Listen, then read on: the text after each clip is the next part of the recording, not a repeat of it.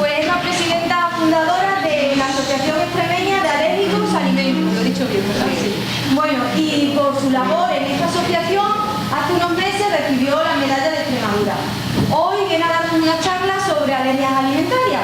¿De acuerdo? Bueno, pues espero que la aprovechéis y, bueno, María Victoria, muchas gracias por venir. Gracias a vosotros. Todo tuyo.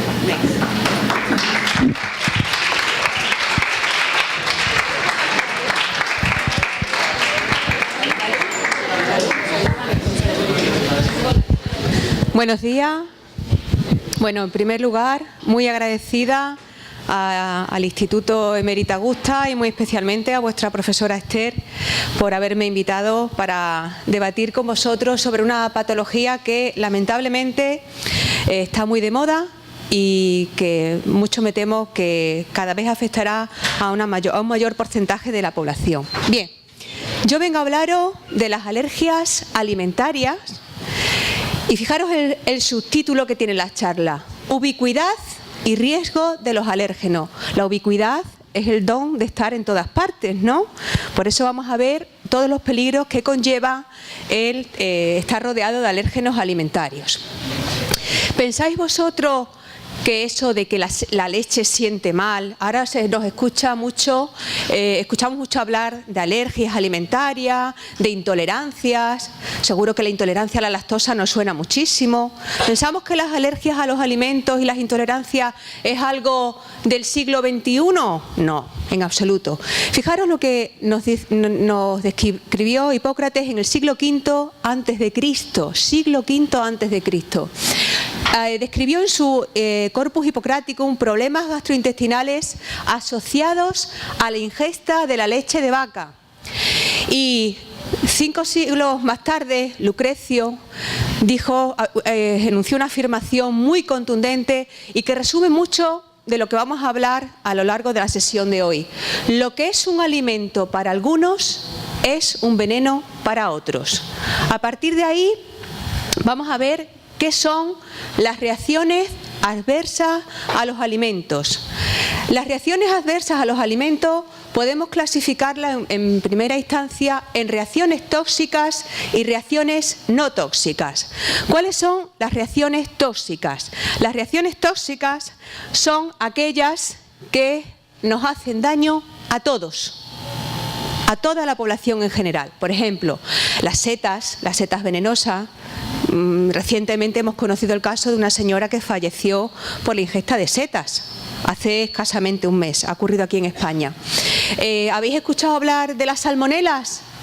Esas son reacciones tóxicas porque los daños originados por esa ingesta de ese alimento afectan a toda la población en general. Pero nosotros no nos vamos a centrar en las reacciones tóxicas, sino en las reacciones no tóxicas. Y dentro de las no tóxicas existen dos grandes grupos, que por un lado están las intolerancias y por otro las alergias. No podemos confundirlas. Ambas son reacciones adversas a los alimentos, pero cursan por un mecanismo absolutamente diferente. Vamos a definir primero qué es una alergia. Una alergia de forma general y después una alergia a alimentos de forma particular. Todos hemos escuchado hablar, porque además muchos anuncios de muchos alimentos nos hablan de nuestro sistema inmunitario, ¿verdad? Nuestras defensas. Todos tenemos un sistema inmunológico o un sistema inmunitario que nos protege de las agresiones. El último premio Nobel concedido hace escasamente 3 meses, la especialidad de medicina y fisiología van de la mano en esos premios, se ha otorgado en base a estudios realizados en inmunoterapia, es decir, cómo nuestro propio organismo, nuestro sistema inmunitario puede defendernos de incluso células tumorales, y por ahí van a ir los estudios del futuro sin ninguna duda. Lo que pasa es que ese sistema inmunológico, esas defensas, esos soldados que nos protegen de agresiones externas, a veces reaccionan de manera muy exagerada. Nos quieren proteger tanto que reaccionan de manera muy brusca. ¿Y ante qué reaccionan? Reaccionan ante sustancias que se llaman alérgenos. Y siempre, y quedaros con esta frase, tras una fase previa de sensibilización, que ahora veremos qué es eso de que primero nos tenemos que sensibilizar. ¿Qué es un alérgeno? Un alérgeno es una sustancia capaz de producir alergia, pero capaz de producir alergia en el paciente alérgico. Para el resto de la población es absolutamente inofensivo. ¿Quiénes son algunos de los alérgenos? Pues encontramos los pólenes, encontramos las vellosidades de animales domésticos. ¿No habéis escuchado alérgicos a los pelos del perro, del gato? ¿No? Encontramos a medicamentos, hay una alergia bastante severa que también se está extendiendo a medicamentos, a picaduras de insectos, fundamentalmente de himenópteros, avispas, abejas, el veneno de la hormiga, sobre todo el de la hormiga roja, ¿vale? Ácaros del polvo, hongos y alimentos, que es de las que vamos a hablar. ¿Qué es una alergia o hipersensibilidad alimentaria? Hemos definido la alergia como aquella reacción que nuestro sistema inmunitario manifiesta de una manera exagerada. Pues aquí es exactamente igual, solo que esa manifestación ocurre tras la ingesta, el contacto o la inhalación de un alimento. O sea, ¿hace falta comer un alimento para sufrir una reacción alérgica importante? No, a veces con tocarlo o incluso con oler los vapores de cuando ese alimento se está cocinando es suficiente para sufrir una reacción alérgica, ojo, y como veremos y lamentablemente, mortal. Está aumentando de manera tremendamente rápida en el mundo occidental y también veremos las causas a las que se atribuye ese incremento tan desproporcionado. Fijaros, la Asociación Mundial de la Alergia todos los años, la primera semana de abril, la dedica al estudio para celebrar y poner de manifiesto los estudios que se están haciendo sobre distintas patologías alérgicas. En el año 2013, la Semana Mundial de la Alergia se celebró bajo un lema bastante llamativo, pero a la vez contundente y indicándonos las que está por venir. Alergias alimentarias, un problema de salud pública emergente a nivel mundial. Es decir, prepararos que vienen curvas. Bueno, aquí hay un titular y es que, como ya veremos algunos casos, algunos muy recientes, cada año se producen muchas muertes por anafilaxia. La anafilaxia, como veremos, es el escalón más grave de reacción que se puede sufrir. Lo que sí os adelanto que con la alergia alimentaria a veces se nace, como veremos, y otras veces aparece en cualquier momento de la vida. Raro será que algunos de los que estamos aquí ahora mismo no terminemos padeciendo una alergia alimentaria, porque aparecen incluso a partir de los 70 años, en cualquier momento de la vida. Bien, ¿cuál es el mecanismo de acción? Yo no soy sanitaria, yo, como bien ha presentado vuestra profesora Esther, soy química, pero lo poquito que aprendí de esta enfermedad lo aprendí en calidad de madre. Bien, sistema inmunitario que reacciona de forma brusca, pero tras una fase previa de sensibilización. Cuando el individuo se sensibiliza, hoy, la siguiente reexposición a ese alimento es cuando reacciona el organismo. ¿Y cómo reacciona? Reacciona liberando una serie de sustancias químicas de carácter inflamatorio, y ahora vais a ver algunas fotografías, se inflama la cara, los labios, los ojos, la glotis, por eso hay gente que se asfixia y se muere, porque se liberan sustancias como la histamina. ¿Habéis escuchado hablar de los antihistamínicos? El antihistamínico es el medicamento que se utiliza para contrarrestar esa liberación masiva de histamina, ¿vale? Bien, ¿cuándo nos volvemos alérgicos? Claro, uno piensa que un niño, un bebé puede hacerse alérgico al nacer, puede hacerse alérgico en cualquier momento de la vida, como he dicho, pero ¿cuáles son los contactos iniciales que un individuo tiene con esos alérgenos alimentarios? Un estudio publicado en el año 2016, un estudio realizado por un equipo multidisciplinar, es decir, un equipo donde trabajaban médicos, químicos, biólogos de España, de la Fundación Jiménez Díaz, en colaboración con la Complutense de Madrid, describió que los alérgenos alimentarios se encontraban en la leche materna. Era como muy evidente, ¿no? Es decir, lo que come la madre se excreta a través de la leche materna. Igual que los medicamentos, igual que si bebe alcohol, igual que si fuma, si toma drogas. Todo se excreta a través de la leche materna. Pero este equipo lo puso de manifiesto. También, 2 años más tarde, publicado a finales de 2016, pero los medios de comunicación se hicieron eco a inicios del año 2017, este mismo equipo analizó muestras de líquido amniótico y se encontró grandes cantidades de alérgenos en esas muestras. Eso significa que un feto ya puede sensibilizarse en el vientre materno, es decir, que se puede nacer estando ya sufriendo una alergia. ¿Quiénes pueden sufrir alergias alimentarias? Pues la genética sabéis que tiene un peso importante en las enfermedades. Se dice aquello de que todo se hereda menos la salud, ¿verdad? Bien, pues cuando un padre o una madre es alérgico, existe el doble de posibilidades de padecer esta enfermedad.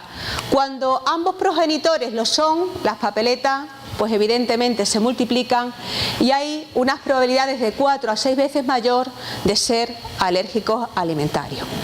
¿Cuáles son los síntomas que encontramos en estos pacientes?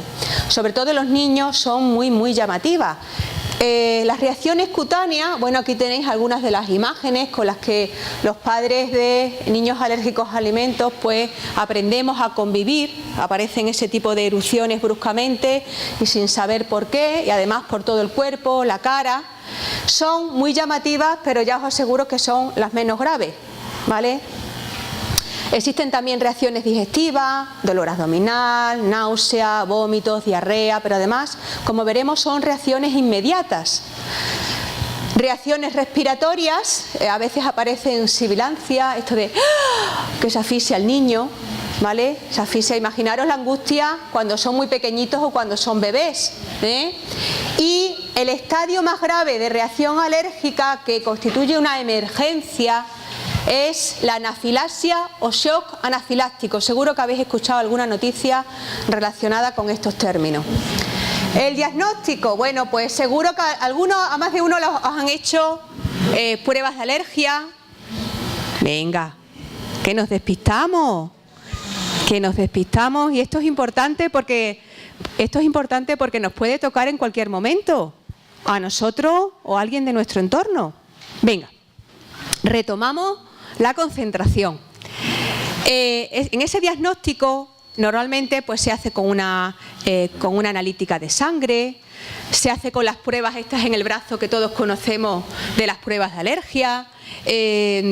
Existen muchas técnicas cada vez más modernas, más complejas, que nos dan más información.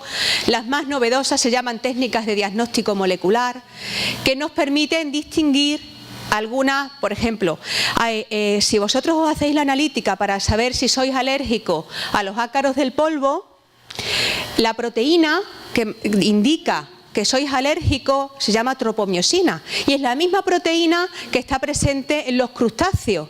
Entonces, puede dar falsos positivos y que el individuo sea alérgico a crustáceos y aparezca que es a ácaro o a la inversa. Entonces, estas técnicas de diagnóstico molecular diferencian perfectamente entre proteínas con una similitud estructural tremenda. Luego también existe la reactividad cruzada, y es que empezamos siendo alérgicos a los aeroalérgenos, a los alérgenos ambientales. Por ejemplo, la que os acabo de decir, un enfermo alérgico a ácaros del polvo puede terminar siendo alérgico a crustáceos. Un alérgico a los pólenes puede terminar siendo alérgico a frutas y verduras. Un alérgico al látex, que es un material que está muy repartido, puede terminar siendo alérgico a las frutas. La evolución Normalmente muchas de las alergias alimentarias, si aparecen en edades muy tempranas, sobre todo si aparecen de bebé, de lactante, pueden desaparecer con el tiempo, pero depende, depende de la edad de aparición y depende del alimento. Por ejemplo, leche, huevo, son de las alergias que tienen mejor pronóstico, porque son de las que suelen superarse, no todo el mundo lo consigue, ¿vale? Y luego, la enfermedad que más se padece depende de la zona geográfica. La alergia más abundante en España son frutas y verduras. ¿Sabéis cuál es la alergia más abundante en Estados Unidos y por la que hay más fallecimientos? ¿Cuál es? La alergia a cacahuete. La alergia a cacahuete porque en Estados Unidos se cocina mucho con cacahuete, ¿vale? Ahí tenéis una tabla. Oye, qué revoltosos son los niños de Mérida. Venga. Los alimentos más alergénicos, como os he comentado, en España son las frutas, fundamentalmente. Quedaros con ese detalle. En España, las frutas, porque luego llamaré la atención sobre el etiquetado, que hablaremos del etiquetado de esos alimentos. En niños, como os comentaba, huevos, leche y pescado son las más abundantes. La alergia a la leche.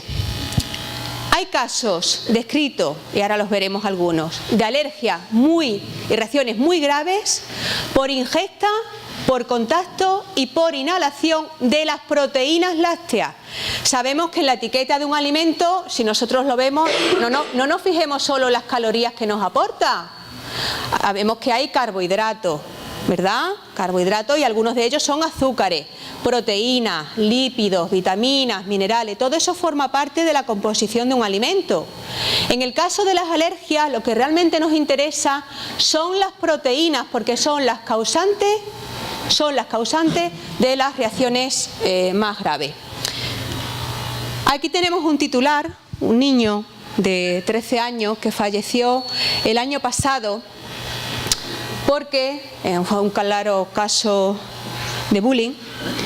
Le tiraron queso en su camiseta. Esto ocurrió en Francia, como os he comentado, y para que veáis y en ningún momento subestiméis una alergia alimentaria.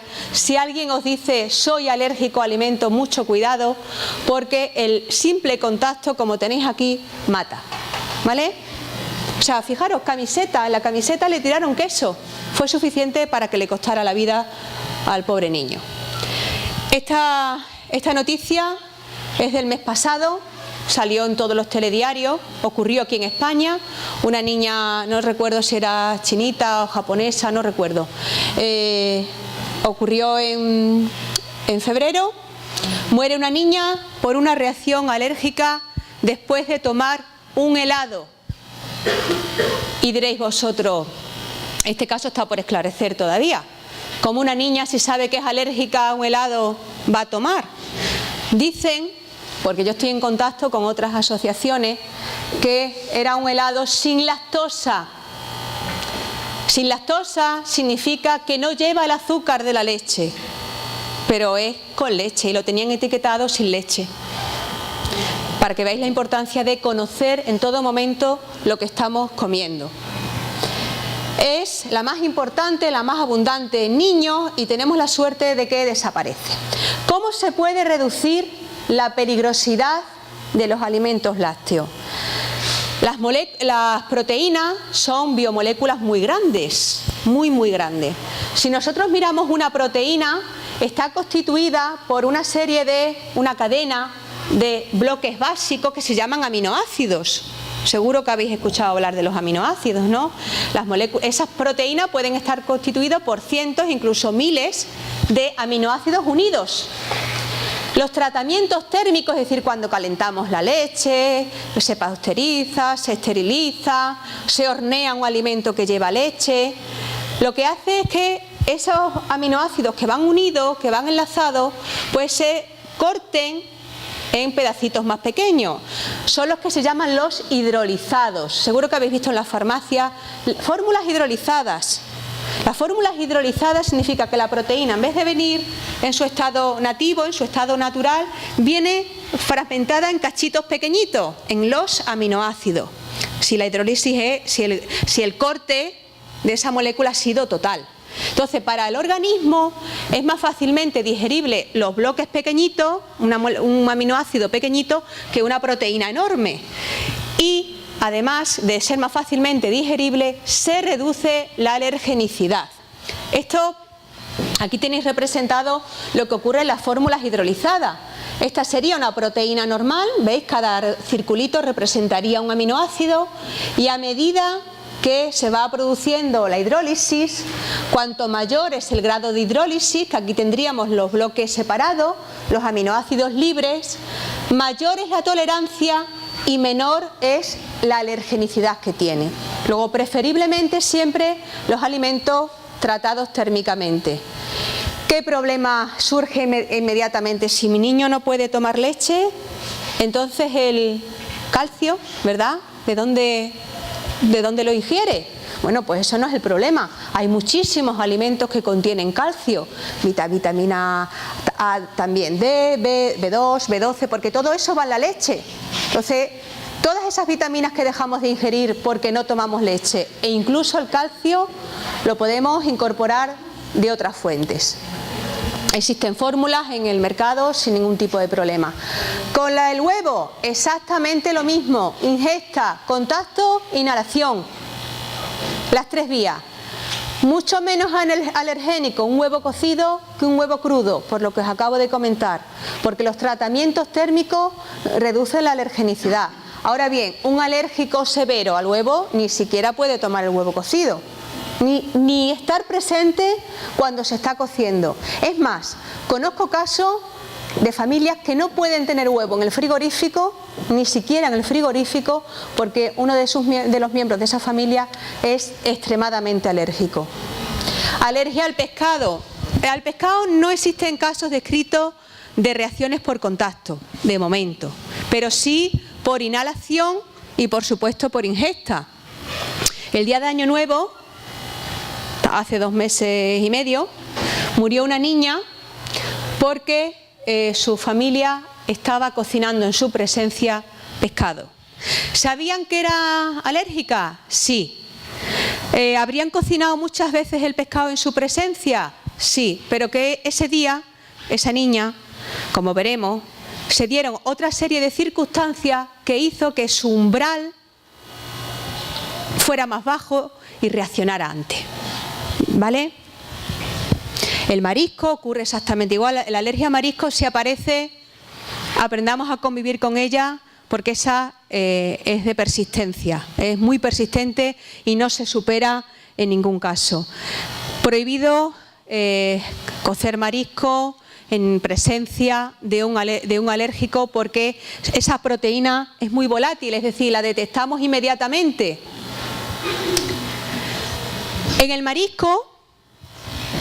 marisco, ojo chicos, a veces un beso puede ser un deporte de alto riesgo, ¿eh? Para un alérgico a alimentos, un beso puede costar la vida. Se ha descrito, un estudio publicado hace 4 o 5 meses, que las proteínas de los cacahuetes, a lo mejor os encontráis con una pareja en el futuro vosotros mismos y esta información os interesa, que cuando se come cacahuete o cuando se come mariscos, las proteínas, incluso después de haberse cepillado los dientes, persisten en la saliva hasta 4 horas. Si alguien le da un beso o recibe un beso, si es alérgico, de alguien que haya ingerido esos alimentos con ese tiempo de intervalo, puede sufrir una reacción grave. El anisakis, es muy importante comprar el pescado eviscerado, es decir, con las vísceras quitadas. ¿Por qué? Porque en las vísceras es donde se concentra donde encontramos la mayor concentración de este parásito. Muy importante, sobre todo aquellos que seáis aficionados al sushi, garantizar que el pescado ha sido congelado convenientemente. Porque si lo vais a comer en crudo, este bichito se mata de dos maneras. O congelándolo o cociéndolo o cocinándolo, ¿vale? Y si lo matáis congelándolo y lo rematáis, cocinándolo, mucho mejor. Frutos secos. Los frutos secos, esas proteínas, al igual que le ocurre a los mariscos, son termorresistentes. ¿Qué significaría termorresistente? Que aunque lo caliente, la alergenicidad se mantiene. Es igual de peligroso. Los frutos secos pueden dar reacciones muy graves, pero ¿sabéis cuál es el fruto seco, mal llamado fruto seco, que da las reacciones más severas? El cacahuete. ¿Por qué digo mal llamado? Lo incluyo, pero lo incluyo con un asterisco. El cacahuete no es un fruto seco. El cacahuete es una leguminosa. No sé si lo sabíais. Hablamos del cacahuete como un fruto seco, pero en realidad no lo es. Las legumbres exactamente igual. Y la fruta, como os comentaba, estoy pasando las diapositivas para que vayáis viendo los alimentos más habituales: soja, cereales. Bueno, y diréis vosotros, ¿y qué malo tiene ser alérgico a la soja si aquí no se come soja en España? ¿No os podéis imaginar la de alimentos que llevan soja? ¿No habéis leído las etiquetas lecitina de soja? ¿No suena? ¿Sabéis para qué se utiliza la lecitina de soja? Veréis, cuando se hace un gazpachito en casa, ahora que ya se va aproximando el verano, el gazpachito lo hacemos en casa o si lo hacéis vosotros, que ya os podéis ir aprendiendo, o vuestros padres, si vais al frigorífico y lo cogéis, veréis que se han separado fases, ¿verdad? Una fase más acuosa y una fase más grasa. ¿Y qué se hace? Agitar. Pero en ciertos alimentos, para que esa separación de fases no ocurra, se le añaden unos aditivos que se conocen con el nombre de emulsionantes o emulgentes. Y el gran emulsionante, el más utilizado en la industria alimentaria española, es la lecitina de soja. Es decir, que si nos sensibilizamos y nos volvemos alérgicos a la soja, se nos cierran pasillos y pasillos de supermercado, que no podemos consumir. Por tanto, no podemos subestimar. En los vinos también encontramos alérgenos, en los zumos, etc. ¿Os podéis imaginar cuando una familia tiene que hacer una compra, el tiempo que se invierte en leer etiquetas, ¿verdad? Porque de ello, de esa lectura de etiqueta, depende la vida de un miembro de esa familia. No digamos ya, si como ocurría en mi caso con mi hijo tiene casi que vuestra edad, va a cumplir 14 años, mi hijo mayor, bueno, soy un poquito mayor, ya lo sé, coexistían 10 alergias alimentarias a la vez. Era mucho, mucho más lo que no podía comer que lo que podía comer. Entonces, la lectura de esas etiquetas era horroroso. Por suerte, en el año 2011 surge un reglamento europeo por el que nos regimos ahora mismo, que es el 1169/2011. 2011, pero se dieron 3 años para adaptarse, hasta diciembre de 2014, y esto es España. Y los españoles vamos al último día, ¿vale? Entonces, a partir de diciembre de 2014 se empezaron a declarar en las etiquetas la presencia de 14 alérgenos, solo 14, pero ya nos facilitó mucho la vida. ¿Sabéis qué teníamos que hacer antes? Correos electrónicos a las empresas. ¿Tiene este producto leche? ¿Tiene proteínas de soja? La mayoría de las veces no contestaban, porque por escrito no dejaban nada. Llamabas por teléfono, algunas nos han colgado hasta el teléfono y no nos han dado esa información. Entonces, os podéis imaginar que la vida era bastante complicada. Sigue siéndolo hoy, como vais a ver, pero no os podéis imaginar del 2014 para atrás, donde además no había ni redes sociales, ni grupos de autoayuda, donde ahora se comparte información de los alimentos que se compran, etcétera, etcétera. ¿Cómo se etiquetan ahora los alimentos? Si os habéis fijado, en alguna cajita hay o con otro color de letra, o en mayúscula, o letra más grande, o en un bloque que pone alérgeno. Se declaran esos 14, que ahora veremos cuáles son. Esos 14 son cereales, crustáceos, huevos, pescado, cacahuetes, soja, leche, frutos de cáscara, apio, mostaza, sésamo, sulfitos, altramuces y moluscos. ¿Y cuál era la alergia más extendida en España? ¿Cuál era? Frutas. ¿Están ahí las frutas? Pues imaginaros. Es decir, que esta lista ya es un paso, pero hay que completarla más. No solamente en materia de alérgenos, sino otros muchos componentes de los alimentos que todavía no se declaran, no son de declaración obligatoria. Os quiero que os quedéis con un mensaje, que luego vamos a volver sobre ello. 7 de 10. ¿Qué significa eso de 7 de 10? La Comisión Europea ha reconocido que 7 de cada 10 reacciones alérgicas graves ocurre cuando se come fuera de casa. Porque vosotros coméis de vez en cuando fuera de casa, ¿verdad? Con vuestra familia, con los amigos. Os podéis imaginar el problemón, ¿no? ¿Qué decía este reglamento europeo? Vamos a ir pasando las etiquetas. Tenían que declararse los alérgenos alimentarios en los restaurantes. 1169/2011, 3 años de adaptación, 2014, estamos en el 2019. Es decir, que ese reglamento europeo, apurando hasta el máximo, lleva ya en vigor 4 años y 3 meses.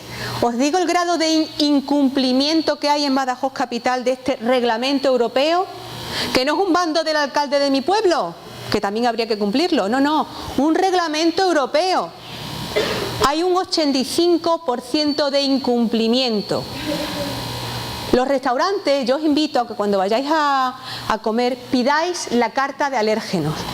Os pueden dar la información de forma oral, siempre y cuando, y ese es el término que aparece en el boletín europeo, haya un soporte escrito. ¿Vosotros os imagináis que vais en una comida de Navidad? ¿Cómo están los restaurantes? Así, ¿verdad? Y posiblemente el chico o la chica que os atienda a lo mejor ha sido contratado para esas fechas. Es decir, que no maneja los ingredientes que lleva cada plato. Y además está atendiendo a medio restaurante. ¿Os fiaríais vosotros de que se os diera esa información de forma oral? ¿A que preferiríais verlo por escrito? Pues hoy por hoy se sigue incumpliendo. Yo desde la asociación lo tengo denunciado en los medios de comunicación, lo tengo denunciado en nuestras autoridades sanitarias, al consejero, a las correspondientes direcciones generales de salud pública. Esperemos que nunca ocurra nada. Bueno, titulares de esto, de comer fuera es un problema, más de 6.000 bares y restaurantes extremeños deben informar, eso era en el 2014, pero de esos 6.000 no creo que informen ni 1.000, ¿vale? ¿Qué encontramos en los restaurantes cuando vamos a comer? Fijaros cómo se quitan del medio el problema. Dice, estos son fotos de restaurantes de Badajoz, de Mérida, en general de Extremadura, que me hacen llegar los asociados. Nuestro establecimiento no tiene capacidad para cumplir con dicha normativa, por lo que si eres alérgico, búscate otro sitio. Luego nos encontramos otros donde nos dice, este establecimiento, todos nuestros platos pueden contener los 14 alérgenos. ¿Qué te están diciendo? Que te vaya. Y no tienen. Pero eso también ocurre en los alimentos envasados. Yo he ido a comprar un pan y en el pan contenía los 14 alérgenos o trazas de las trazas, la presencia de las trazas. Aunque sea una cantidad ínfima, hay personas que reaccionan con las trazas. Entonces, ¿es legal decir puede contener trazas? Sí. ¿Es ético? No, porque se está excluyendo a la población. Hay restaurantes tipo estos que tienen un servicio en plan buffet, que es evidente que ahí no pueden garantizar nada, porque si vais a, bueno, no sé aquí en Mérida, pero Badajoz, por ejemplo, el Muerde la Pasta, seguro que alguna vez habéis ido al Faro y habéis comido allí. La cuchara de los espaguetis, empieza los espaguetis y termina en vete a saber dónde. Es verdad que ahí no se puede garantizar, pero por la manipulación que hacemos los usuarios, ¿no?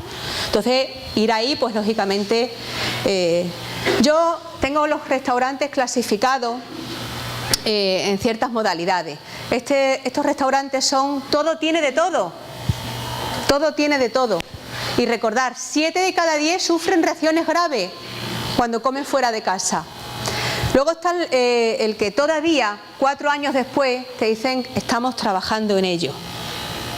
¿Vale? 4 años después. O el te lo digo de memoria, que es el camarero que te lo dice, o el camarero médico que te dice, ¿usted a qué es alérgico? Y te dice, no se preocupe que tenemos productos sin lactosa o sin gluten. Madre mía, no se ha enterado de nada, eso son intolerancias. Luego hay que tener un poquito de formación, porque lo que estáis recibiendo hoy es formación transversal, que a lo mejor no tiene mucho que ver con los contenidos de vuestras asignaturas, pero es formación para vuestra vida, para vuestro día a día. Los consumidores no nos quejamos, ese es el problema, que no nos quejamos, porque yo estoy convencida que el día que se ponga una denuncia a un restaurante, ya todos cumplirán. Lamentablemente funcionamos así. Por suerte, algunos restaurantes sí cumplen esa etiqueta. La fotografía la hice yo misma en un restaurante pocos días después de entrar en vigor el reglamento europeo. Es que llevaban 3 años avisados, 3 años avisados, y aún así, a día de hoy, como os digo, sigue sin cumplirse. El etiquetado es muy exhaustivo, pero raro es el día, y esta captura de pantalla la hice ayer, para traeros la información lo más actualizada posible. Raro es el día que en la página web de la Agencia Española de Consumo, Seguridad Alimentaria y Nutrición, que es nuestra autoridad alimentaria, aunque la ECOSAN se rige por las directrices europeas, que son las que marca la EFSA. La EFSA es el acrónimo de Agencia Europea de Seguridad Alimentaria. Raro es el mes que no encontramos 4 o 5 alertas de un producto mal etiquetado. ¿Sabéis cómo se descubre que un producto estaba mal etiquetado? Por una reacción alérgica. La última alerta que tenemos, no la veis, pero es del 12 de marzo. La publican siempre al día siguiente. Esta la publicaron ayer por la mañana, ¿vale? No sé si hoy habrá aparecido otra. Hasta ayer por la mañana era la del 12 de marzo. Presencia de apio no declarado en café con aroma de chocolate procedente de España.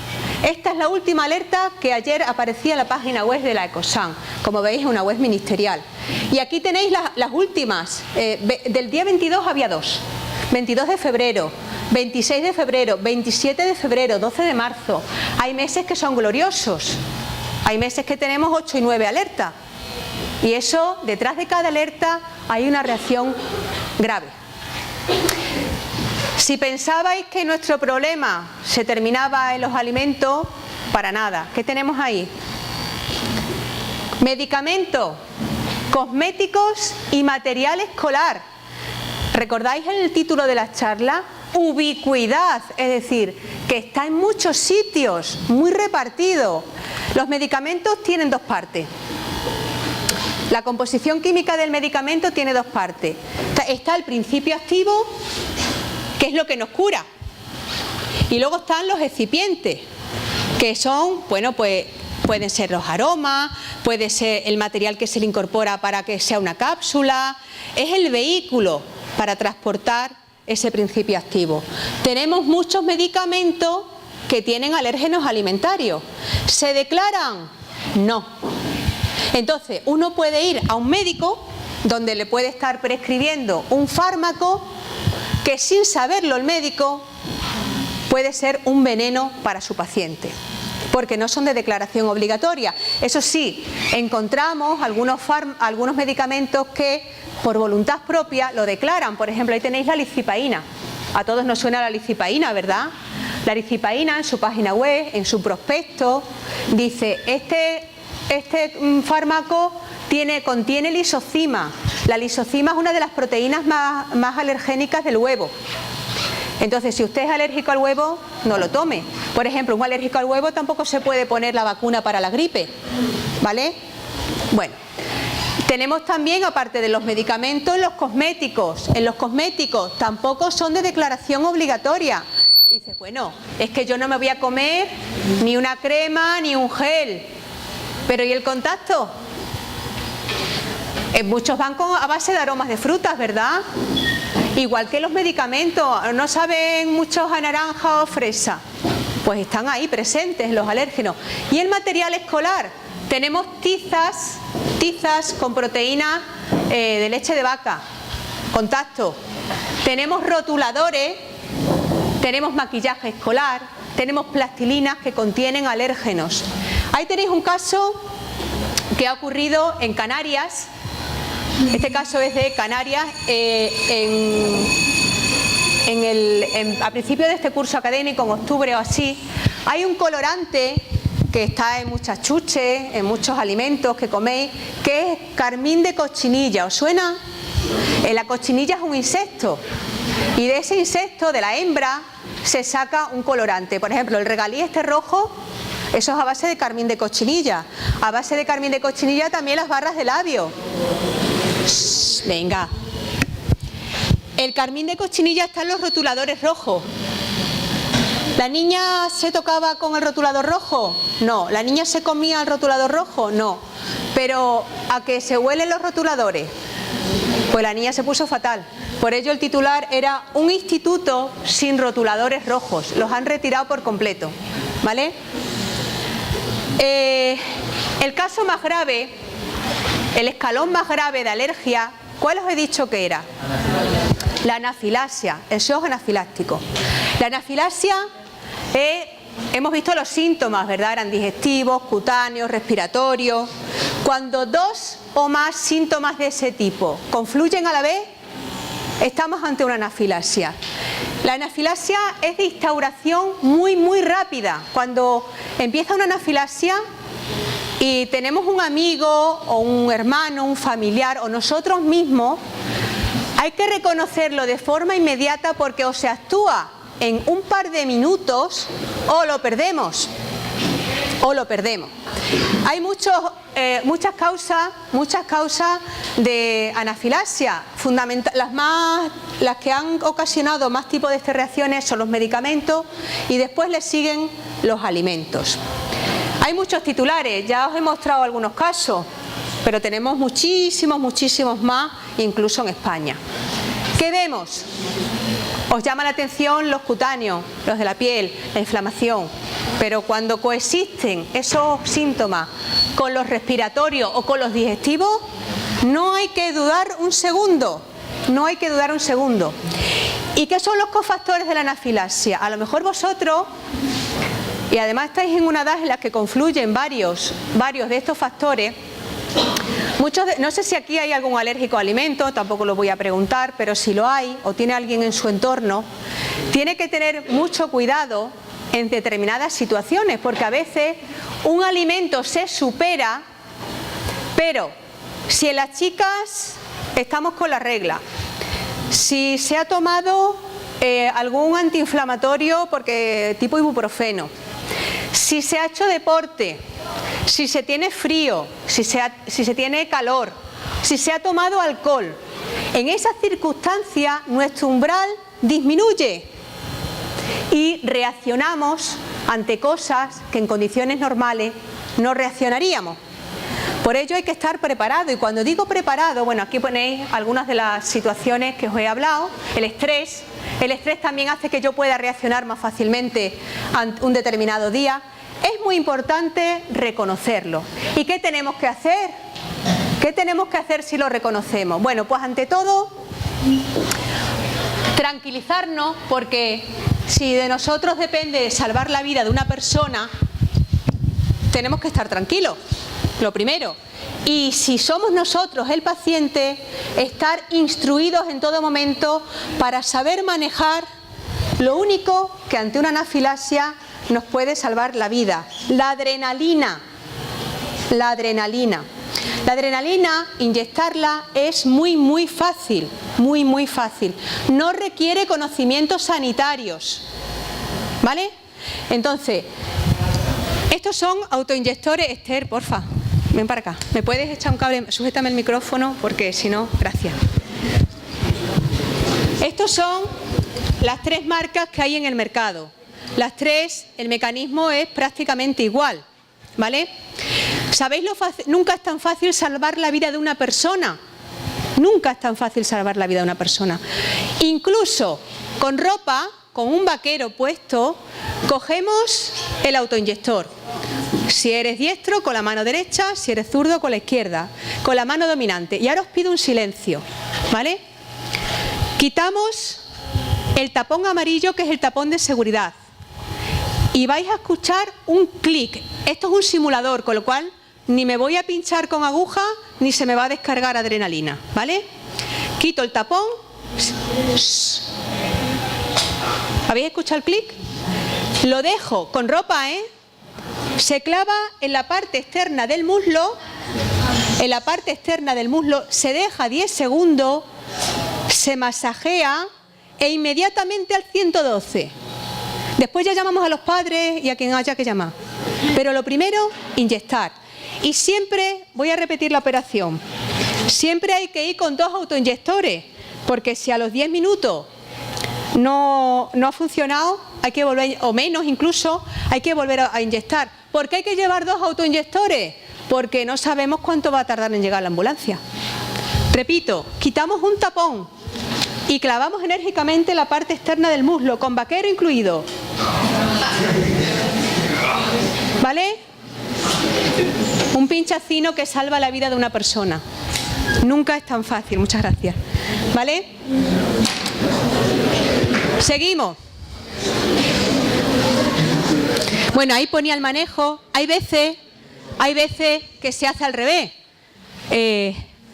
Hay un protocolo del que os voy a hablar ahora, que está implementado en todos los colegios, todos los centros educativos de Extremadura.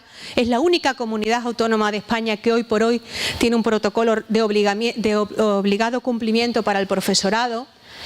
Y es que a veces con los nervios ocurrió en el colegio de mi hijo, una niña, hace ya muchos años, le dio una reacción alérgica y la profesora se puso tan nerviosa que en vez de poner pinchar la aguja a la niña, lo cogió y se lo pinchó ya en el dedo.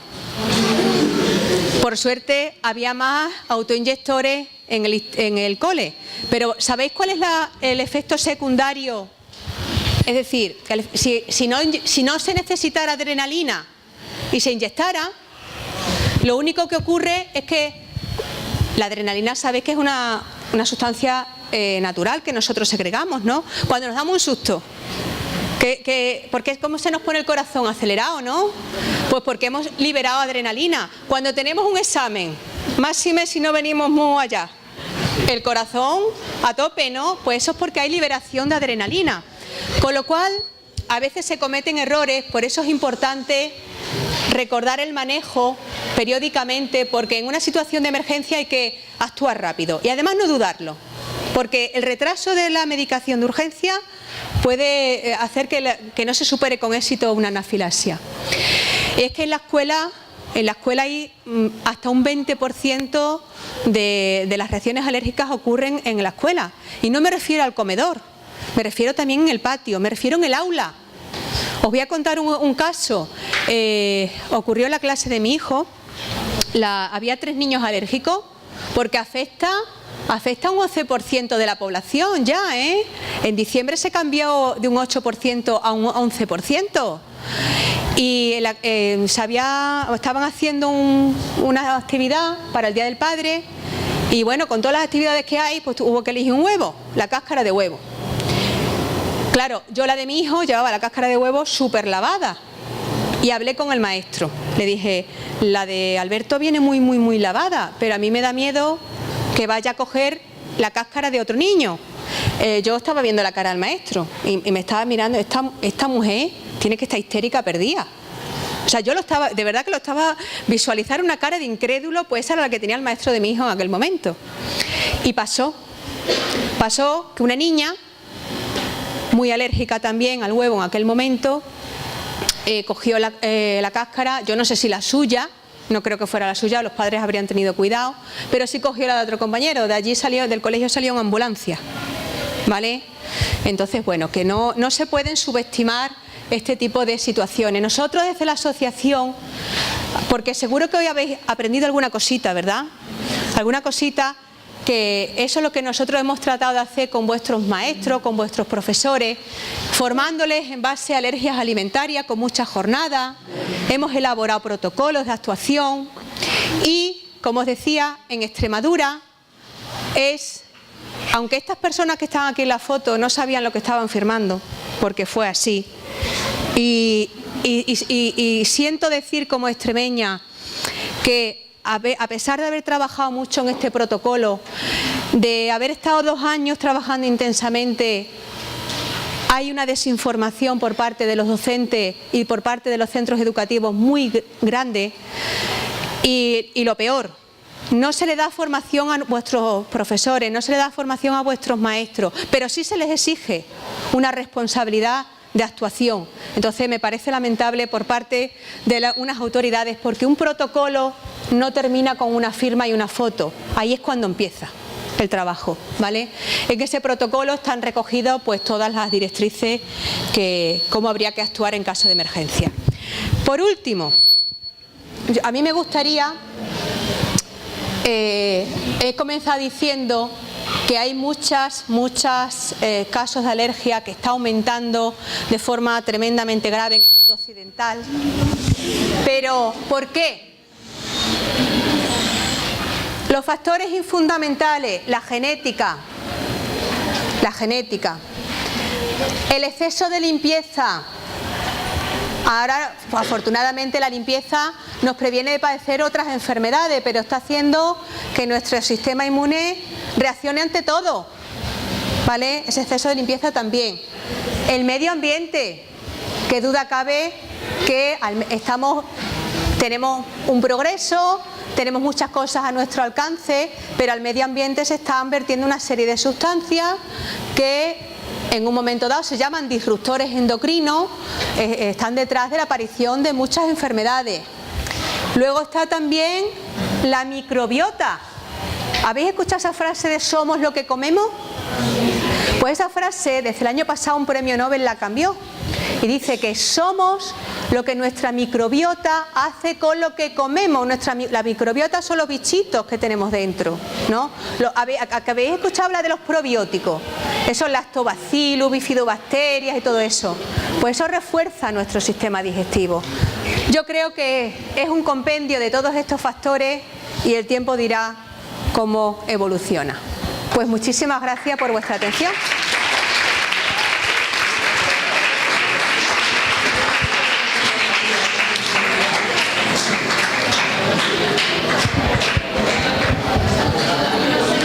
No sé si alguien quiere hacer alguna preguntita.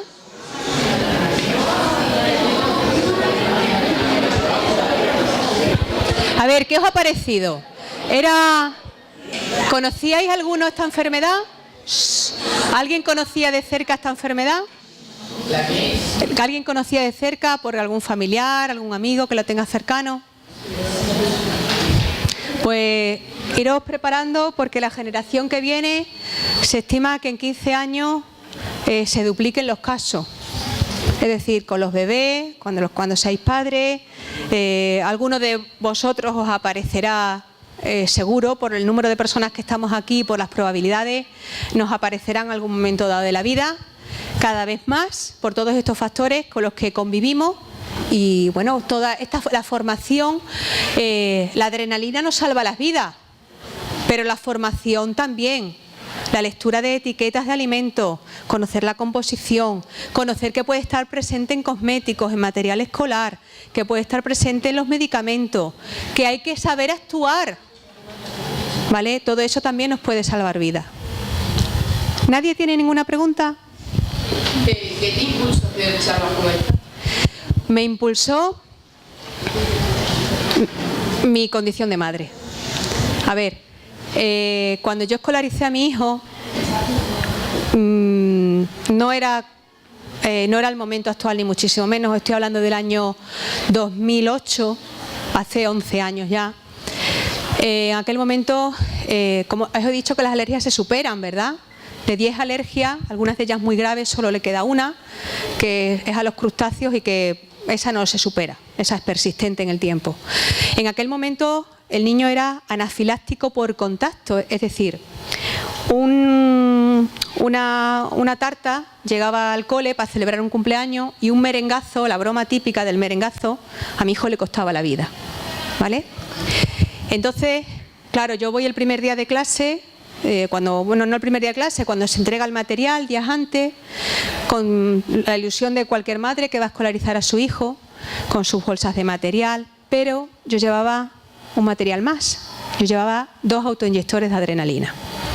Entonces, en aquel momento tuve la desgracia o la fortuna, nunca se sabe, de ser la primera madre que llevaba la adrenalina al colegio. Entonces, todos fueron dificultades que duraron casi 3 meses porque no me querían escolarizar a mi hijo. Y la escolarización de mi hijo era un derecho que él tenía. Tuve que llamar a muchas puertas, muchas reuniones. Por supuesto, si no querían coger la adrenalina, si no se ocupaban de su custodia, de administrarla ya ni hablamos. Pero además, en el caso de situaciones de riesgo, como por ejemplo que una tarta llegara al colegio, pues me decían que cuando llegara la tarta, mi niño con 3 años se tenía que salir de la clase. Os parecerá aberrante, ¿verdad? Pues poneros en el lugar de una madre.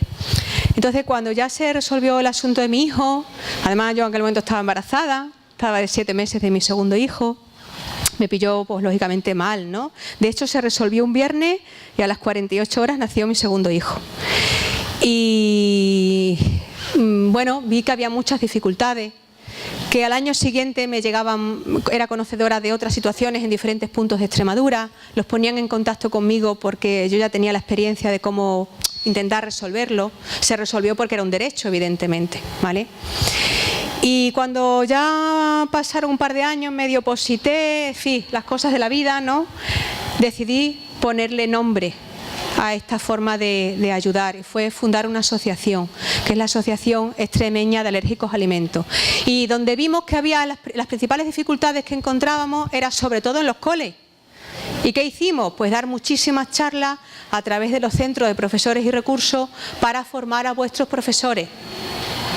Entonces, cada vez la adrenalina ya no nos suena a chino.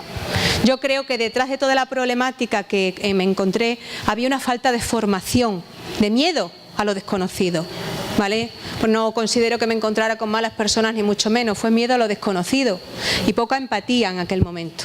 Y eso es lo que me motivó a dar las charlas, porque seguro que yo os pregunto antes de las charlas, ¿inyectaríais una adrenalina? Y os asustáis, fijo. ¿A qué hora la inyectaríais todo? Es que no tiene nada, no tiene conocimiento sanitario. Entonces, cuando se ve... ¿Más preguntas? ¿Cuál es la diferencia entre la alergia alimentaria y intolerancia? Sí, a ver, me pregunta una compañera vuestra que cuál es la diferencia entre alergia e intolerancia. Se confunde mucho y lo peor, que a veces hasta hace poco se confundían incluso en el ámbito sanitario, ¿vale? Mirad, os voy a poner un ejemplo. Primero, las reacciones. Las reacciones van por mecanismos absolutamente distintos. Una alergia, yo me sensibilizo con el alérgeno. Cuando me vuelvo a encontrar con él, mi cuerpo libera sustancias químicas, ¿vale? Y además inflamatorias, y da lugar a ese tipo de imágenes que habéis visto y a esos desenlaces a veces fatales. Pero en una intolerancia, por ejemplo, la intolerancia a la lactosa. Cuando un intolerante a la lactosa toma leche con lactosa, lo más que le puede pasar son unas diarreas, unos vómitos, unos retortijones, unos gases que te mueres, ¿eh? Eso, dos compañeros, venid vosotros dos para acá. Ellos van a representar ahora la lactosa, ¿vale? La lactosa, poneros aquí de frente. La lactosa, cogeros de la mano. A ver, la lactosa... Vengan. La lactosa es una molécula, es un carbohidrato, es el carbohidrato fundamental de la leche. Y es una molécula que se llama un disacárido. Está constituida por dos bloques. Ella es galactosa y él es glucosa. Cuando galactosa y glucosa van de la mano, se convierten en lactosa. ¿Qué ocurre en nuestro organismo? Que tenemos una enzima que se llama lactasa. La lactasa es la tijera que hace así y los divide. Entonces, cuando van de la manita, la lactosa es una molécula grande que nos cuesta digerirla. Cuando va rota, cuando va hidrolizada, tenemos glucosa galactosa y glucosa por separado. Por eso la leche sin lactosa es más dulce, porque las dos moléculas por separado la convierten en más dulce. Pero ¿qué pasa? Que cuando van de la mano, sentaros, muchas gracias, cuando van de la mano, cuando van enlazadas, como nuestros bichitos no son capaces de fragmentarla, porque el intolerante lo que ocurre es que tiene muy poca concentración de la tijera, de la lactasa. Entonces se generan una serie de gases, CO2, hidrógeno, incluso las bacterias metanogénicas provocan metano, y cuando se forman nuestros organismos CO2, hidrógeno y metano, ¿qué ocurre? Que tiene que salir, ¿no? Los PDT, la flatulencia. Pero eso ocurre exactamente igual con las legumbres. Las legumbres, en vez de ser 2, son 3, 4 y 5. Por eso las legumbres también provocan flatulencia. Entonces es muy distinto porque los síntomas no pasan de ser digestivos. Otro problema que os genera la intolerancia a la lactosa, aparte de esos síntomas, es que, al igual que la intolerancia al gluten, es que provoca la malabsorción de nutrientes. Los niños celíacos, que por suerte cada vez se diagnostican más tempranamente, son niños muy muy delgaditos con un vientre muy hinchado. ¿Por qué muy delgadito? Porque comen de todo, pero como tienen ese problema, los nutrientes no se absorben vitaminas, no se absorben minerales, no se absorben carbohidratos, lípidos, proteínas. Entonces no engordan. ¿Pero por qué tienen la barriguita así hinchada? Porque se están generando muchos gases, ¿vale? Y detrás de las intolerancias pueden estar, detrás de depresiones, de abortos de repetición y de otras enfermedades, a veces están las intolerancias, ¿vale? Ángel. ¿Se puede predecir la severidad de las reacciones alérgicas mediante análisis? A ver, sí y no. Te explico. Sí y no. La sangre. Vale. La sangre nos puede dar una indicación de los niveles. Pero los análisis de sangre fluctúan de un día para otro, incluso a lo largo del mismo día. Entonces, la sangre nos da una orientación, es decir, los números, si son muy altos, ya podemos predecir que es muy alérgico o una alergia leve. Pero lo que manda es la clínica. La clínica es lo que manifiesta el paciente. Por eso, para ver cómo reacciona un niño o un adulto, lo que se hace, primero, las pruebas de sangre nos dan una orientación importante.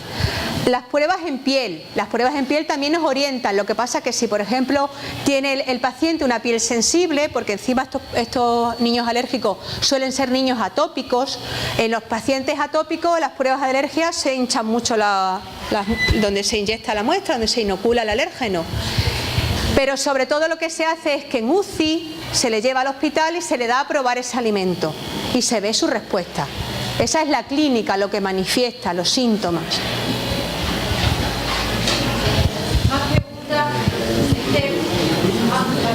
Eva primero. Yo soy alérgica a los frutos secos y actualmente los ingiero, pero a mí no me dan reacción alérgica. A ver, nos dice una compañera que es alérgica a los frutos secos, fuiste alérgica a los frutos secos probablemente, y que ahora los ingieres. Pues eres una de las afortunadas en las que la alergia a los frutos secos has podido superarla. En cualquier caso, tienes una huella dactilar, tienes unos genes que están ahí y siempre debes cuidar que has sido alérgica tú porque lo has sido y el resto porque podemos serlo en cualquier momento, ¿vale?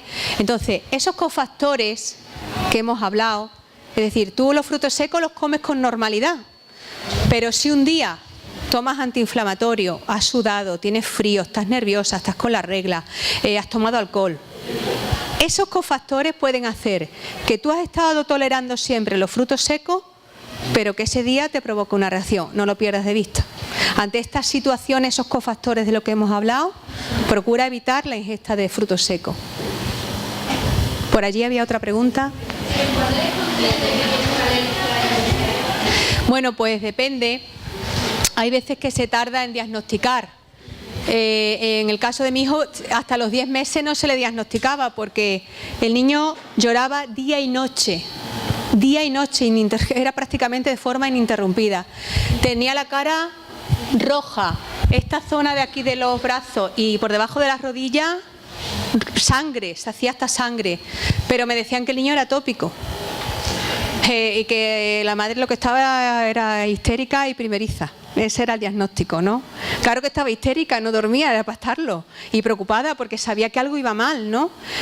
Y el punto clave es porque yo le daba leche materna, que a las que seréis mamá el día de mañana es el mejor regalo que le podéis hacer a un hijo. Yo le daba leche materna, incluso cuando empezó a tomar cereales, pues los tomaba con mi leche. Y a través de la leche materna se disimulaba un poquito más los nutrientes, pero claro, yo comía de todo y eso se excretaba a través de la leche.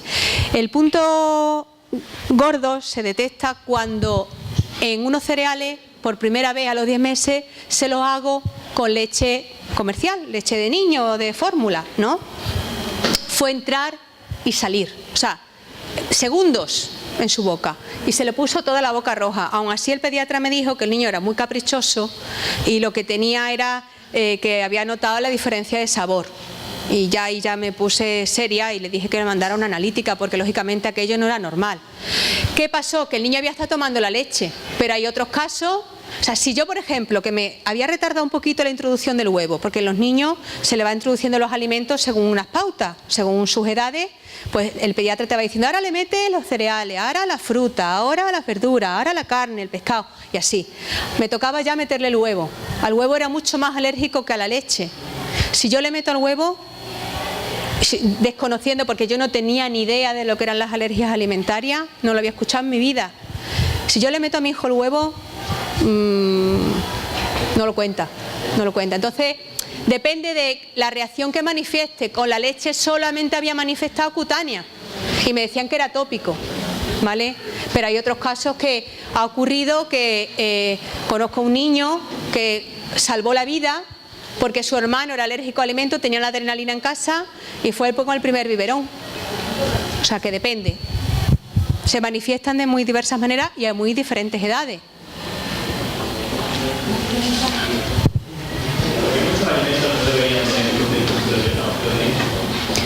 Bueno, porque a veces se incorporan a la composición de los alimentos. El gluten, aparte de provocar intolerancia, también es un alérgeno, ¿eh? O sea, el gluten puede provocar intolerancias y alergias. Entonces, a veces se incorporan ingredientes a los alimentos, bien porque vayan de forma natural presente en una de las materias primas, o bien porque se le da una cierta consistencia al alimento. Teniendo en cuenta que el consumidor requiere al alimento unas propiedades organolépticas. Las organolépticas es aquello que nos entra por los sentidos. Una textura, un sabor, un aroma, un color, ¿no? Entonces a veces, si no va de forma natural, se le incorpora con un determinado fin. Pero no el gluten como otro, no por una razón especial, ¿eh? De hecho, hay un nicho de mercado muy importante que es la población celíaca, que lo que interesa es eliminar el gluten. Por cierto, hubo una moda, porque luego está todo lo que leemos por internet, que hay que saber diferenciar, hay que saber ser críticos. Hubo una moda en la que se quitó el gluten de la gente que no era celíaca. Muchos toman leche sin lactosa porque nos venden mañanas ligeras, ¿verdad? En los anuncios de mañanas ligeras. El que toma leche sin lactosa sin ser intolerante, lo que está haciendo es convertirse mucho más aceleradamente en intolerante, porque si no demanda la tijera, no la produce. Si no ve la lactosa, no la produce. Por tanto, como va por la ley de la oferta y demanda, deja de producirlo y se convierte en intolerante. Es decir, si hay un miembro de vuestra casa que es intolerante a la lactosa, se compra leche distinta. No tomamos todos la sin lactosa, porque entonces nos convertimos. Hoy hay un 40% de la población española intolerante a la lactosa. Y a partir de los 2 años de vida, cada día somos más intolerantes que el día anterior. ¿Vale? Si encima lo aceleramos, más cositas. ¿Qué consejo nos daría para No te escucho. Si tus compis no se callan... ¿Qué consejo nos daría para enfrentarnos a una posible situación en el futuro que has descrito anteriormente del aumento de la intolerancia y la alergia? Para evitarlo. Para intentar prevenirlo o enfrentarnos a ello. Bueno, ahí eso yo creo que ya vamos con velocidad y cuesta abajo. Ahora mismo ya prevenir es casi imposible. Primero, el cambio climático es un hecho que en algunos países tienden a negar.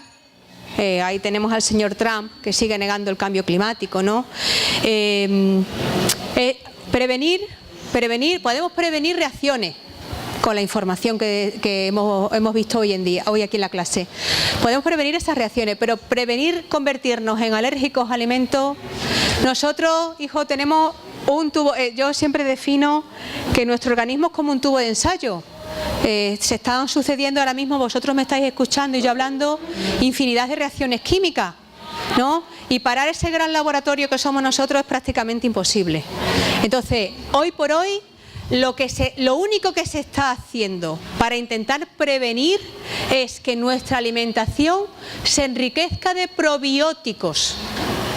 Los probióticos van de forma natural en muchos alimentos. Otras veces se les añaden a los alimentos, los lactobacillus, etcétera, etcétera, porque mejoran nuestro mecanismo. Por cierto, que el LK6 Immunita, ese por el que pagamos tanto, todavía no está reconocido, a pesar de que el Actimel lleva años y años y años. Actimel y sucedáneos llevan años y años y años en el mercado. Todavía no está reconocido como que realmente mejoren nuestras defensas. Pero los probióticos, los que sí están reconocidos por las autoridades sanitarias, sí que aumentan la fortaleza de nuestro sistema inmunitario. Pero los probióticos son bichos y los bichos tienen que comer. Y lo que comen los bichos son los prebióticos. Entonces, lo suyo es que compremos alimentos enriquecidos en probióticos y en su comida, los prebióticos. Y cuando van los dos tipos de aditivos juntos, se llaman alimentos simbióticos, que llegarán a los lineales del supermercado en muy pocos años. Entonces, lo único, probióticos. Más cositas.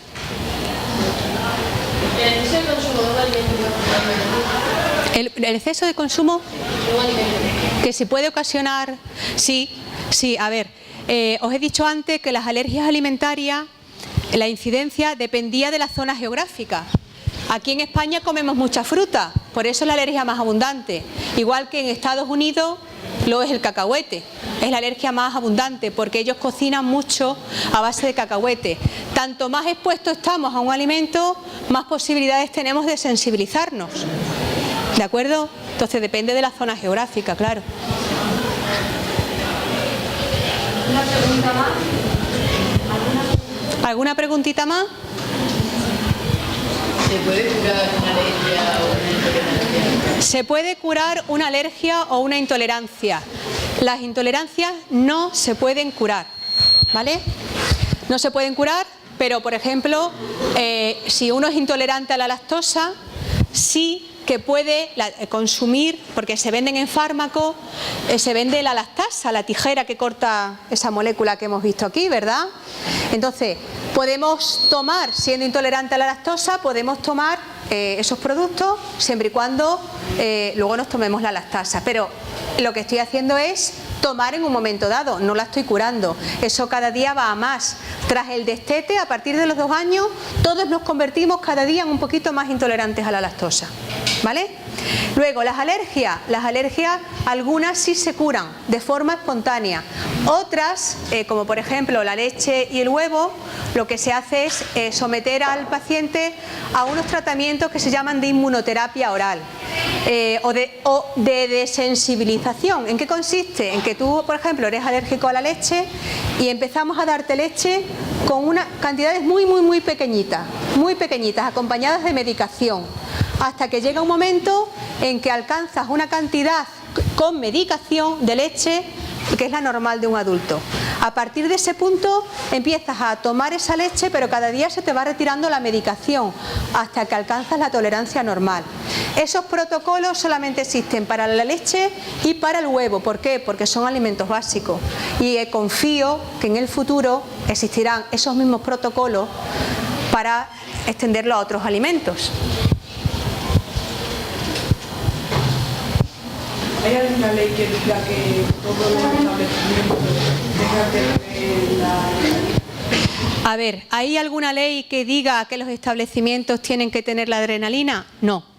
Pero sí es verdad que al igual que se ha impuesto la presencia de desfibriladores en muchos centros públicos, incluso ya en los coles, aparecía la noticia hace un par de días que vamos a tener desfibriladores, pues lo suyo sería que en restaurantes, en grandes almacenes, en colegios, por supuesto, estuviera siempre presente la adrenalina. En el caso de los niños alérgicos, hoy lo que hacen es proporcionarlo a las familias a los colegios y velar ellos por la fecha de caducidad, porque además tiene una caducidad de no se compra con más de un año y además son caros. Pero sí que sería conveniente tenerlo. Es más, y sin ánimo de parecer exagerada, todos deberíamos llevar en nuestro bolso un autoinyector de adrenalina, porque esa primera reacción da en cualquier momento. Mira, un caso que conozco muy de cerca, el que fue tutor de mi hijo mayor en el colegio, con 60 años, toda su vida comiendo cacahuete, y un día en el recreo pues se cogió su puñadito de cacahuete. De allí salió en ambulancia, estuvo 4 días en UCI. Es decir, que si en los coles pues, hubiera formación y además estuviera esa medicación de urgencia de forma permanente, no porque haya un alumno que lo lleve porque la padece, sino porque existiera de forma permanente en un botiquín básico, pues se podría actuar. ¿Alguna preguntina más? Bueno, pues está bien, ¿eh? Sí, dime. A ver, esto no va relacionado con la alergia, pero por lo menos habla de la ciencia. Mi hermana es alumna tuya de la universidad. ¿Cómo se llama tu hermana? Cristina Pérez. Es madre. ¿Qué solución le daría o qué ayuda para que las mujeres que tienen niños puedan seguir estudiando y puedan seguir su pasión por la ciencia y la por la maternidad? Bueno, pues eso es un debate que no esperaba yo hoy aquí, pero me gusta que lo saque. A ver, me pregunta que su hermana es alumna mía. Venga, te lo vas a preguntar, tú que la vas a hacer mejor que yo. ¿El qué? La pregunta. Ah, es que no me acuerdo. Silencio.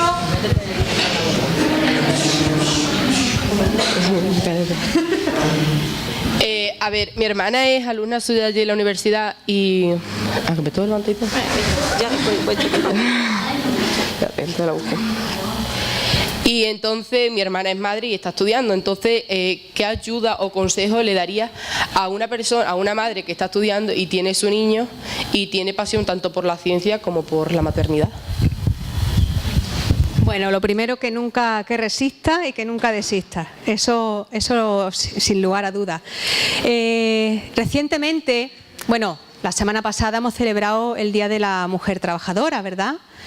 Y igual que esa efeméride, hay otra que la UNESCO la declaró para que se celebre todos los 11 de febrero, que es el Día Internacional de la Mujer y la Niña en la Ciencia.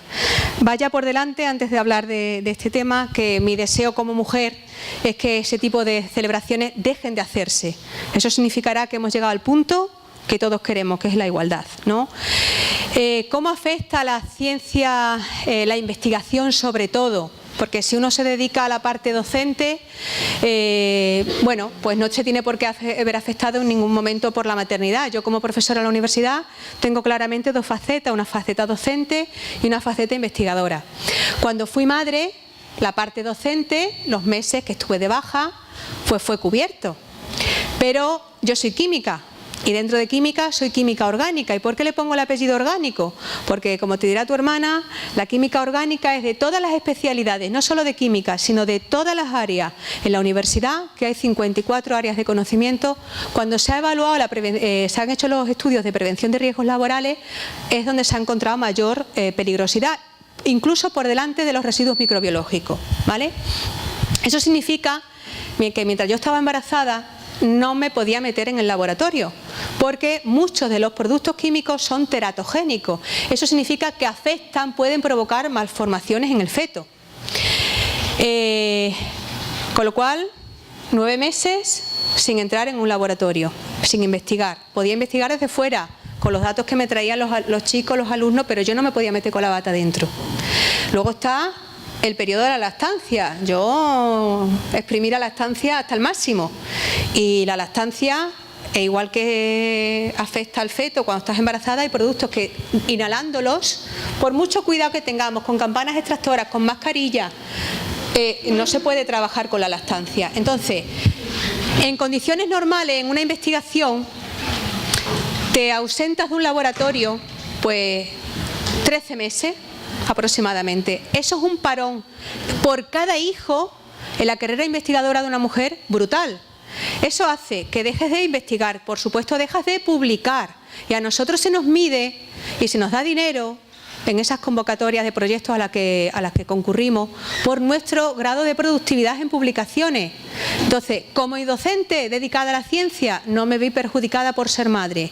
Como investigadora, como científica dentro de un laboratorio, muchísimo.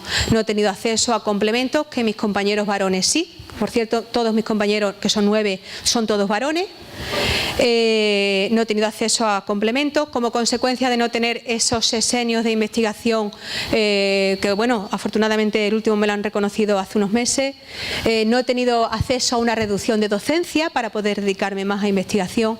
Entonces, yo no diría tanto que afecta por ser mujer, al menos en mi ámbito. Sí sé que en otros ámbitos, sobre todo en la privada, hay más micromachismo, pero yo no me he visto afectada por ser mujer, me he visto afectada por mi condición de madre. Obviamente eso es un problema que no se trata equitativamente, porque yo nunca voy a estar en igualdad de condiciones. Si quiero ser madre y quiero traer un hijo a este mundo, he tenido que pagar ese precio. Ahora, está en manos de quienes nos evalúan de considerar esos plazos justamente, muy justamente, como de haberlo compensado de alguna manera. A día de hoy todavía no es así. Por eso hubo que crear el Día Internacional de la Mujer y la Niña en la Ciencia, primero porque se sabe que las niñas a partir de los 6 años se consideran, ellas mismas piensan que tienen menor brillantez intelectual que los hombres. Entonces las niñas dejáis de estudiar carreras científicas por ese estereotipo erróneo. También hay un estudio que dice que las niñas dejan de estudiar carreras de ciencia porque asocian a la mujer científica como una mujer poco atractiva, poco femenina, que no tiene una vida, no es madre, y eso es absolutamente incierto, ¿no? Aparte, luego de todos estos inconvenientes que nos vamos encontrando en el camino, que sí, algunos de ellos son inherentes a nuestro género, ¿no? De hecho, ya se están tomando medidas. El 10 de enero de este año se ha creado el Observatorio para la Mujer en la Ciencia para velar por la igualdad en el sistema español de ciencia y tecnología. Y es que, bueno, históricamente la mujer en la ciencia ha estado muy apartada. ¿Habéis escuchado el caso de Rosalind Franklin? Ese es un ejemplo claro de lo que se nos conoce como el efecto Matilda. El efecto Matilda es el olvido consciente, con lo cual no es olvido. Yo no lo definiría como olvido, lo definen como olvido consciente. Vuestros profesores, los que son de mi generación, si nos dijeran cuando teníamos vuestra edad el nombre de una científica, Marie Curie y Marie Curie, que no veíamos en los libros fotos de científicas. Y luego, por ejemplo, el caso de Rosalind Franklin, si nos preguntaban a vuestros profes y a mí en aquel momento quiénes eran los descubridores de la estructura del ADN, Watson y Crick, que fueron los que recibieron el premio Nobel. Sin embargo, 5 años después de recibir estos señores el premio Nobel, uno de ellos, James Watson, en un libro que se llama La doble hélice, sí que declara abiertamente la importancia que tuvo los estudios de Rosalind Franklin para el descubrimiento de la estructura del ADN, y ni siquiera tuvieron el detalle de mencionarla en el discurso de la entrega del premio Nobel. Entonces, bueno, pues históricamente la mujer ha estado muy apartada, se han silenciado muchas autorías, algunas porque adoptaban el apellido de su marido mentor, ¿no? Y bueno, pues evidentemente ha sido necesario poner de manifiesto y visibilizar la labor de la científica. Pero sí que termino diciendo, como empecé, es mi deseo que ese tipo de efemérides nunca tengan que celebrarse. ¿Alguna pregunta? Pues muchas gracias.